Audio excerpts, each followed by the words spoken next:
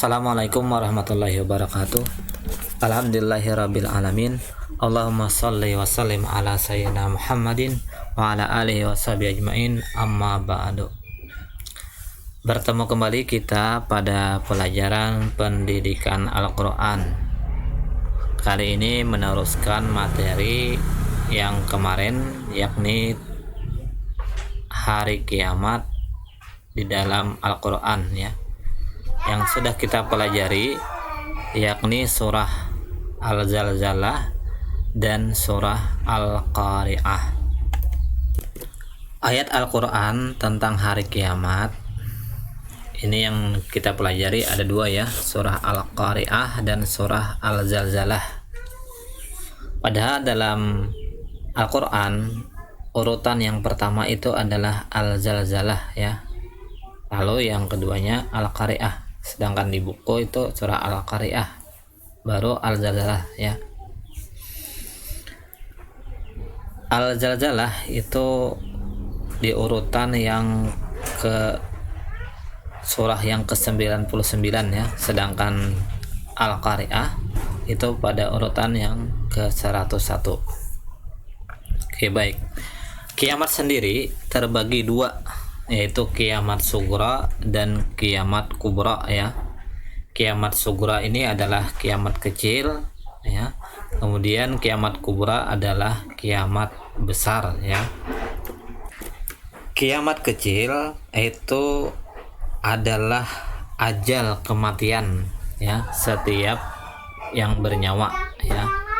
Kullu nafsin za'iqatul maut. Setiap yang bernapas, setiap yang bernyawa pasti akan mengalami yang namanya kematian, ya. Ini kiamat sugra atau kiamat kecil. Kemudian yang kedua, ya, adalah kiamat besar, ya. Kiamat besar yaitu kiamat kubra, kematian alam semesta, ya. Jadi seluruh alam semesta ini berakhir, kehidupan dunia berakhir. Nah, pada saat itu terjadi, maka bermulalah yang namanya kehidupan akhirat bagi semesta, ya.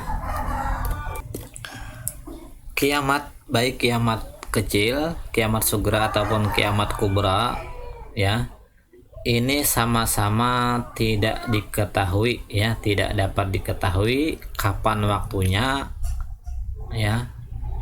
Tidak ada yang tahu, ya, kecuali Allah Ta'ala, ya. Maka hikmahnya Allah Ta'ala merahasiakan kedua waktu ini kapan terjadinya, ya. Maka seorang Syekh Zakaria rahmatullah alaih ini menyebutkan, apabila seorang tahu kapan ajalnya, kapan kematiannya, tentu, ya, seseorang itu akan murung, ya, dan selalu berduka, ya, sedih.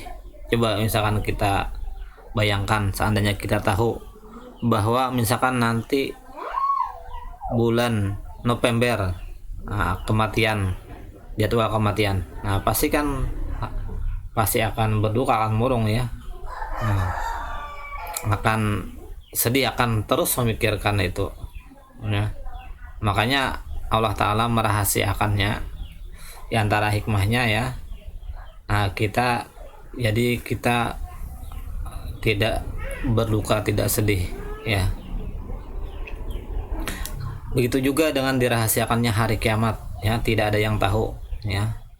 Mungkin tanda-tanda kiamat sudah jelas, sudah terlihat, namun tidak ada yang tahu kapan waktunya, kapan pastinya, ya. Mudah-mudahan, ya, kita tidak menemui hari kiamat. Nah, itu semua merupakan nikmat dari Allah Subhanahu wa taala, ya. Kediketahuan itu mendorong kita supaya berusaha, ya, dengan tenang, dengan gembira, ya. Yang pertama surah Al-Zalzalah, ya, ini sesuai urutan ayat di Al-Quran, ya, ayat urutan yang ke-99 atau surah ke-99.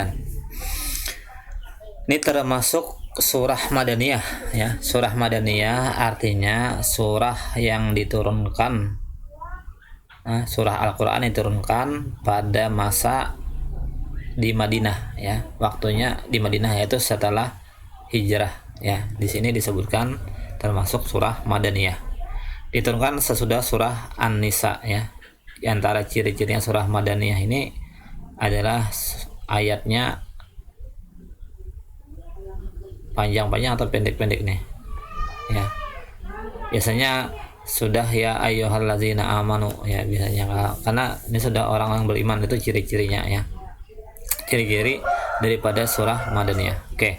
Kita lanjut ke al-zalzalah saja ya, diambil dari kata zilzal di sini nah, zilzalah ya di sini. Nah, ini. Iza zulzilatil ardu zilzalaha. Nah, zilzalaha di sini ya, ambilan kata daripada al-zalah tadi yang artinya goncangan ya. Zilzal itu artinya goncangan. Apabila bumi digoncangkan dengan goncangan yang dahsyat ya. Maka isi pokoknya ini adalah kegoncangan bumi yang amat hebat ya pada hari kiamat ya. Manusia pada hari kiamat dikumpulkan untuk dihisab segala amal perbuatannya. Ini kita baca terjemahnya ya. Ayat yang pertama, al-zalzalah, apabila bumi digoncangkan dengan goncangan yang dahsyat. Yang kedua, dan bumi telah mengeluarkan beban-beban berat yang dikandungnya. Ketiga, dan manusia bertanya, mengapa bumi menjadi begini? Keempat, pada hari itu bumi menceritakan beritanya. Kelima, karena sungguhnya Tuhanmu telah memerintahkan yang demikian itu kepadanya. 6, pada hari itu manusia keluar dari kuburnya dalam keadaan bermacam-macam, supaya diperlihatkan kepada mereka balasan pekerjaan mereka. Ketujuh, barang siapa yang mengerjakan kebaikan seberat zarah, niscaya dia akan melihat balasannya. 8, dan barang siapa yang mengerjakan kejahatan sebesar zarah, niscaya dia akan melihat balasannya. Surah Al-Zalzalah ini dalamnya ada 3 hal ya. Yang pertama, pembicaraan mengenai tanda-tanda pendahuluan dan dari munculnya hari kiamat. Kiamat besar ini ya. Yang kedua, penyampaian kepada manusia bahwa bumi menjadi saksi atas semua perbuatan manusia. Jadi apa yang kita lakukan ya, bumi akan menjadi saksi ya. Ketiga, manusia menjadi 2 golongan ya. Ada yang baik dan ada yang buruk. Yang baik akan mendapatkan hasil perbuatannya, tentu yang baik pula ya. Kemudian yang buruk akan mendapatkan hasil dari perbuatannya yang buruk pula ya. Nah, ini beberapa pendapat dari para ahli tafsir tentang zilzalah ya, tentang guncangan ya, guncangan pada hari kiamat. Sebagian menafsirkan yaitu manusia akan terlontar dari kubur-kubur mereka ya karena guncangan pada hari kiamat. Sebagian lain berpendapat ya, bumi mengeluarkan material-material dan harta karun ya. Harta karun itu maksudnya harta yang terpendam ya. Ini asal mula harta karun itu karena karun itu saking banyaknya harta ya, kemudian tidak taat kepada Allah, akhirnya ditenggelamkan Allah di bumi ya. Sehingga ya, yang didapat dari bumi apabila menemukan harta, emas, perak dan sebagainya disebut harta karun ya. Karun ini hidup pada zaman Nabi Musa alaihi salam ya. Nah, inilah asal mula daripada harta karun ya. Nah, ini disebutkan oleh mufassir bahwa bumi mengeluarkan material-material ya.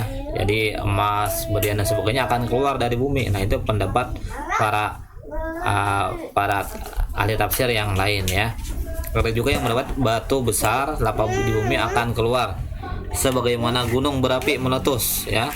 Ini mengeluarkan material juga ya. Nah, inilah di antara tafsir dari goncangan tadi ya oleh para ahli tafsir. Selanjutnya Allah SWT berfirman, yauma idzi yasdurun nas ashtatan liyuraw a'malahum ya.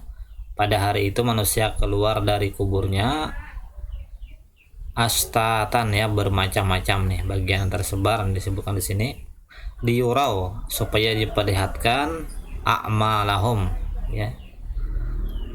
Yauma idzi yasdurun nas ashtatan liyuraw a'malahum. ya. Manusia akan terpisah ya. Sebagian manusia akan muncul dengan wajah indah, berseri-seri, sedap dipandang ya. Sebagian lain adalah wajah-wajah gelap tanpa cahaya, masam, pucat ya. Nah, disebutkan dalam sebuah hadis Mu'az bin Jabal radhiyallahu anhu bahwa Rasulullah bersabda, apabila datang hari kiamat, hari kesedihan dan hari penyesalan, maka Allah SWT mengumpulkan umatku dari kubur mereka menjadi 12 kelompok ya. Kelompok pertama dikumpulkan dari kubur mereka tanpa tangan dan kaki. Mereka itulah orang-orang yang menyakiti tetangga dan mati sebelum bertaubat. Nauzubillah ya. Kelompok pertama. Kelompok kedua, dari kubur mereka dalam bentuk hewan melata seperti babi hutan ya. Mereka itulah orang yang lengah dalam menjalankan sholat dan mati sebelum bertobat ya. Nauzubillah ya. Kelompok ketiga dikumpulkan dari kubur dalam keadaan perut yang besar bagai gunung yang dipenuhi oleh ular-ular dan kelajengking sebesar bigal ya. Ini bigal ini sejenis hewan ternak ya zaman sahabat. Seperti keledai itu ya. Mereka itulah orang-orang yang mencegah zakat dan mati sebelum bertobat ya. Jadi mungkin dia tidak membayar zakat, maksudnya mencegah zakat di sini. Kelompok keempat yaitu dikumpulkan dari kubur mereka dalam keadaan mengalir darah dari mulut mereka. Usus mereka menjulur ke tanah sedang api menjilat-jilat mulut mereka. Itulah orang yang berdusta dalam jual beli dan mati sebelum bertaubat ya. Kemudian yang kelima, dikumpulkan dari kubur dalam keadaan berlindung dari manusia, bau tubuh lebih busuk daripada bangkai ya. Itulah yang menyembunyikan maksiat dari manusia, tidak takut mereka itu kepada Allah dan mati sebelum bertaubat ya. Ini mungkin penjelasannya ya, maksiat sendiri ya, tapi disembunyikan maksiatnya dari manusia ya, hanya dia yang tahu. Kemudian mati tidak bertaubat ya, tidak sempat bertaubat. Nah, nauzubillah min zalik. Kelompok ke-6, terputus leher ya dari belakang.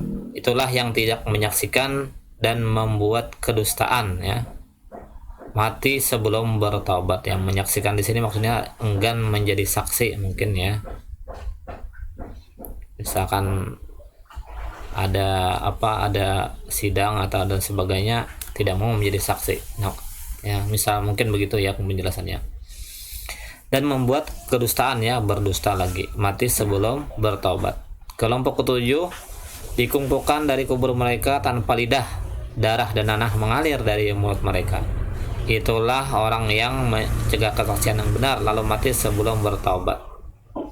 Kedelapan ya, ini menyungkurkan kepala-kepala mereka sedang kaki mereka di atas kepala dan nanah kental ya. Nah, kaki di atas kepala, nanah kental mengalir dari kelamin mereka. Itulah orang yang berzina dan mati sebelum bertaubat. Nauzubillah ya. Kelompok ke-9, wajah yang hangus ya, hangus wajahnya, matanya melotot, perut-perut penuh api. Itulah orang yang makan harta anak yatim dengan menganiaya lalu mati sebelum bertobat ya. Ke-10, judam dan belang. Ini penyakit yang mungkin kudis dan sebagainya kayaknya ya. Kalau belang ini kayak seperti panu-panuan ya. Itulah orang yang durhaka kepada kedua orang tua lalu mati sebelum bertobat ya. Ke-11, dikumpulkan dari kubur dalam keadaan buta mata hati mereka, gigi mereka bagaikan tanduk ya. Bulu mata mereka menjulur ke perut mereka seakan menggantung ke paha, terus keluar kotoran dari perut mereka. Itulah orang yang minum arak, minum minuman yang memabukkan ya, mungkin sekarang yang obat-obatan dan sebagainya, mati sebelum bertaubat. Kemudian yang ke-12 ya, wajah bagai bulan purnama dan melewati titian sirat, jembatan sirat ya, sirat al-mustaqim, jalan yang lurus, bagai kilat yang menyambar. Itulah orang-orang yang berbuat kebaikan ya, ini berbuat ma'ruf ya, mencegah kemaksiatan, nahi mungkar ya, memelihara sholat 5 waktu berjamaah. Nah, diantaranya adalah memelihara sholat 5 waktu berjamaah. Makanya jangan sampai kita sholat sendirian ya. Kalau sholat fardu itu usahakan selalu berjamaah dan mati dalam keadaan bertobat ya. Ringkasnya, semuanya melakukan maksiat di dunia dan mati dalam keadaan belum bertobat atau tidak bertobat ya, yang tadi yang ibaratnya yang dalam keadaan masam ya, dalam keadaan sedih tadi mukanya ya, tanpa ada cahaya itu ya. Sedangkan bagi orang-orang yang beriman yang berbuat amal saleh dan dalam keadaan bertobat matinya, maka dibangkitkan bersama seperti bulan purnama ya. Orang-orang beriman tentu akan bersama dengan orang yang beriman ya. Orang kafir juga, nah sebaliknya orang kafir akan berkelompok bersama dengan orang kafir ya, sebagaimana disebutkan dalam satu hadis, man tasabbaha biqaumin fahuwa minhum. Barang siapa yang meniru suatu kaum, menyerupai suatu kaum, maka akan bersama mereka. Nah, makanya sekarang kita di dunia, apabila hari-hari mau meniru artis, meniru penyanyi misalkan, atau meniru yang ada di TV-TV, nah itu nanti bisa jadi nanti di akhirat akan dikumpulkan bersama mereka itu ya. Meniru artis, kumpul sama artis kena di akhirat, nauzubillah ya. Sebaliknya kalau kita meniru Nabi, meniru para sahabat, alim ulama kita, mencontoh perbuatan mereka, meneladani ya segala tingkah laku ya, sifat-sifat kebaikan dari mereka, meniru amal-amal mereka walaupun tidak sempurna seperti mereka ya, orang-orang saleh tersebut, maka insya Allah di hari kiamat kita akan dibangkitkan bersama para nabi, para anbiya ya, para sahabat radhiyallahu, para alim ulama dan orang-orang saleh tersebut. Maka niatkan kita selama hidup di dunia meniru-niru, meneladani nabi, para sahabat dan orang-orang saleh, alim ulama kita ya, guru-guru kita ya, yang baik diteladani dan diamalkan ya. Selanjutnya, barang siapa yang mengerjakan kebaikan seberat zarrah.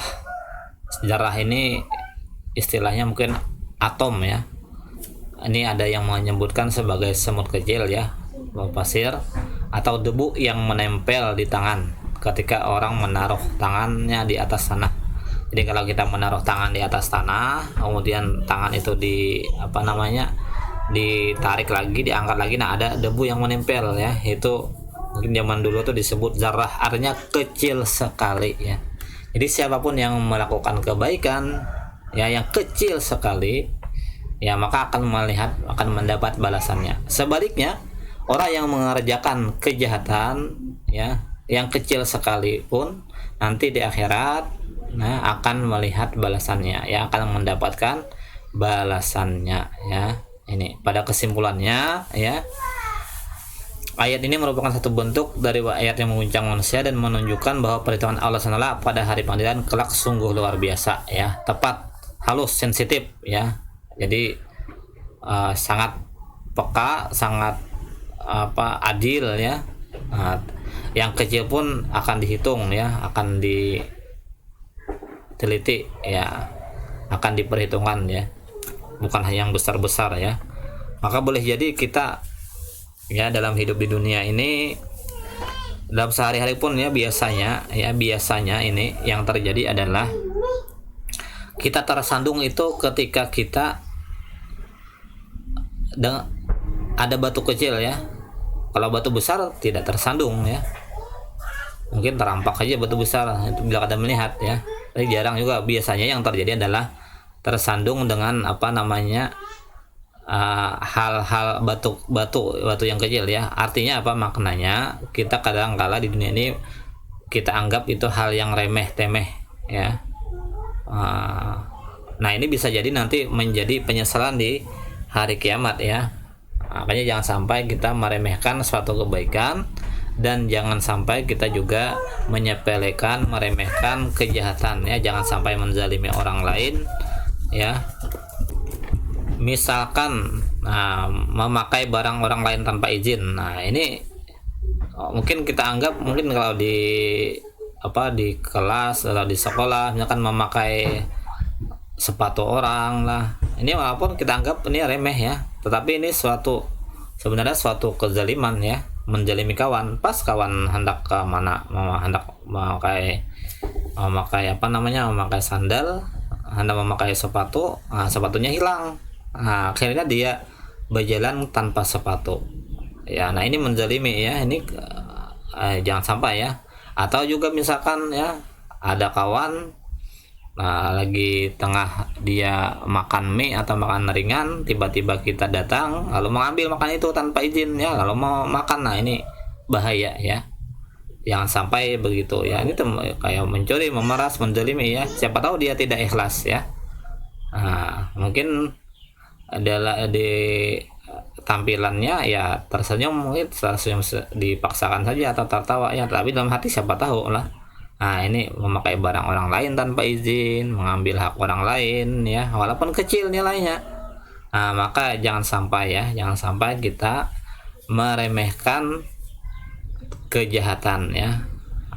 Dan juga jangan sampai menyepelekan kebaikan. Kebaikan diantaranya senyum saja sudah sedekah ya. Bermuka manis dengan hadapan saudaramu adalah sedekah ya. Sedekah tiap hari senyum ya. Jangan bermuka masam ya. Apabila misalkan teman mengalami sesuatu yang membahagiakannya ya, misalkan dapat juara misalkan, nah ucapkanlah selamat lah. Apabila berduka kawan, maka ucapkanlah bela sungkawa ya. Nah, ini diantara hal-hal yang remeh temeh ya, yang kecil mungkin nilainya di mata kita, tapi bagi Allah SWT nanti akan tetap diperhitungkan pada hari kiamat ya. Nah, ini tadi surah Al-Zalzalah ya. Selanjutnya surah Al-Qari'ah ya, urutan yang ke-101, surah yang ke-101 dalam Al-Quran. Ayatnya ada 11 ayat ya, termasuk surah Makkiyah ya. Ini surah yang diturunkan pada era Makkah ya, sebelum hijrah, yaitu dinamakan surah Makkiyah ya. Hijrah kan dari Makkah ke Madinah, yaitu hijrah. Maka ayat-ayat yang turun di Makkah pada era Makkah atau sebelum hijrah, makanya disebut surah Makkiyah. Biasanya cirinya pendek-pendek. Nah, kalau Al-Zalzalah tadi adalah Madaniyah ya, surat yang diturunkan setelah hijrah ke Madinah. Biasanya cirinya ayat-ayatnya adalah panjang-panjang ya. Nah, ini diturunkan sesudah surah Quraisy ya, surah Al-Qari'ah ini. Al-Qari'ah diambil pada ayat yang pertama ya, artinya ini hari kiamat ya. Al-Qari'ah ya. Kita bacakan artinya. Ayat yang pertama, hari kiamat. Apakah hari kiamat itu? Tahukah kamu apakah hari kiamat itu? Pada hari itu manusia adalah seperti anai-anai yang bertebaran, dan gunung-gunung adalah seperti bulu yang dihambur-hamburkan. Dan adapun orang-orang yang berat timbangan kebaikannya, maka dia berada dalam kehidupan yang memuaskan ya. Berat timbangan kebaikannya ya. Ayat yang ke-6, fa amma man saqulat mawazinuh ya. Tuh, fahuwa fi 'ishatir radiyah ya. Maka dia berada dalam kehidupan yang memuaskan, radiyah, yang reda, hanya puas. Dan adapun orang-orang yang ringan timbangan kebaikannya ya, khafat. Nah, khafat itu ringan ya, saqulat itu artinya berat tadi ya. Maka yang khafat mawazinu, maka fa ummuhu hawiyah, maka tempat kembalinya adalah hawiyah. Tahukah kamu apakah hawiyah itu? Ya, narun hamiyah, api yang sangat panas. Pada ayat kedua dan ketiga ya, ini Rasulullah sendiri pernah ditanya, tahukah kamu apakah hari kiamat itu ya. Nah, ini makna-maknanya. Bermakna bahwa peristiwa kiamat sedemikian besar ya, tidak satupun yang kawan pikiran bisa memahaminya. Allah berfirman kembali ya, selanjutnya, pada hari itu manusia laksana anai-anai yang bertebaran ya. Bertebaran, coba misalkan ada makhluk kecil, ada badai dahsyat ya, tentu akan bertebaran ya. kebingungan, kesedihan, ketidakberdayaan ya pada hari kiamat nantinya. Kemudian selanjutnya gunung-gunung seperti bulu-bulu yang dihamburkan. Nah, gunung yang besar saja yang saat ini besar kita lihat pada saat itu hanya seperti bulu-bulu yang dihamburkan, yang berhamburan ya. Kepingan-kepingan kecil hancur ya, tidak berdaya ya, bertebaran di udara, berhamburan ya. Gunung-gunung yang besar saja seperti itu terjadi pada hari kiamat. Kemudian selanjutnya pada ayat-ayat terakhir disebutkan ya, barang siapa yang timbangan kebaikannya ya, timbangan kebaikannya lebih berat ya, berat timbangan kebaikannya, maka akan mendapatkan kehidupan yang senang. Kalau bahasa Malaysia itu selesa ya, menyenangkan, memuaskan, radiyah itu ya. Sebaliknya orang-orang yang ringan timbangan kebaikannya ya, kalau ringan timbangan kebaikan maka otomatis berat timbangan kejahatan ya, maka tempatnya adalah hawiyah ya, neraka hawiyah ya, hawiyah, neraka hawiyah, panas ya, api yang sangat panas. Nah, ini adalah gambaran balasan ya perbuatan amal manusia ketika di dunia. Maka selama kita di dunia hendaknya senantiasa melakukan kebaikan dan menghindari berbuat kejahatan. Nah, ini adalah nama-nama lain hari kiamat yang dijelaskan dalam Al-Quran ya. Yaumul Waqi'ah, hari kejatuhan. Yaumul Rajifah, hari lindu besar. Yaumul Haqqah, hari kepastian. Yaumul Asir, hari yang sulit. Asir ya, asir, kalau yasir mudah ya. Yaumul Fasl, hari pemisahan. Yaumul Ba's, hari kebangkitan. Yaumul Mahsyar, hari pengumpulan. Yaumul Tanat, hari panggilan. Yaumuddin, hari perhitungan. Yaumul Mizan, hari pertimbangan. Nah, ini contoh ya nama-nama selain yang disebutkan tadi ya, yang selain Al-Qari'ah tadi ya. Ini nama-nama yang menyebutkan nama lain dari hari kiamat dalam Al-Qur'an. Kesimpulannya ya, kedatangan hari kiamat hanya Allah yang tahu. Sebagaimana tadi ya, kedatangan kematian kita hanya Allah yang tahu. Ya. Kita diingatkan dengan tanda-tanda hari kiamat ini, tanda-tanda kiamat ya sudah jelas. Kemudian hari kiamat adalah kejadian yang sangat dahsyat dan termasuk rukun iman yang wajib dipercayai. Hari kiamat terbagi dua kelompok ya, dua ya, kiamat kecil dan kiamat besar ya. Kemudian tanda-tandanya ada kiamat kecil dan tanda kiamat besar ya. Nah, maka tugas kita ya untuk mempersiapkan kiamat ini ya, tadi disebutkan dalam surah Al-Zalzalah dan Al-Qari'ah itu adalah kiamat besar. Maka kiamat kecil bagaimana kita mempersiapkannya? Di antaranya ya, yang pertama senantiasa menambah kecintaan kepada Allah dan Rasul-Nya ya. Nah, ini yang penting. Jadi menambah cintaan kepada Allah dan Rasul-Nya dengan cara mentaati perintah Allah, menuruti perintah Rasulullah ya, sunnah-sunnah Rasulullah diikuti. Kemudian yang kedua, segera bertaubat. Nah, makanya apabila kita mengerjakan kejahatan, merasa bersalah, segera bertaubat. Jangan merasa salah senang-senang saja ya, segera bertaubat. Kemudian yang ketiga, mempersiapkan ketakwaan, iman dan amal ya. Saya bertakwa kepada Allah, beriman dan beramal saleh ya. Kemudian yang keempat ya, ini untuk mempersiapkan kematian agar mempendekkan angan-angan ya. Angan-angan tuh andai-andai ya. Jar Nabi, sungguhnya hal-hal yang paling aku takutkan pada kalian adalah dua, yaitu mengikuti hawa nafsu dan panjang angan-angan. Nah, jadi hendaknya kita jangan sampai panjang angan-angan ya. Panjang angan-angan tuh ya berandai-andai ya. Bagaimana ya?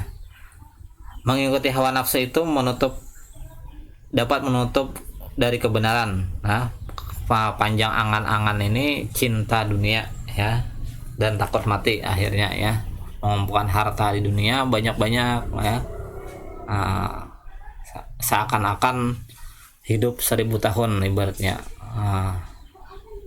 Jadi kalau dianjurkan agar memperpendek angan-angan ya, itu. Kemudian terakhir isi pokok dari surah Al-Qari'ah dan Al-Zariyat adalah penjelasan tentang dasarnya peristiwa hari kiamat. Nah, demikian ya, sedikit penjelasan tentang ayat Al-Quran tentang hari kiamat.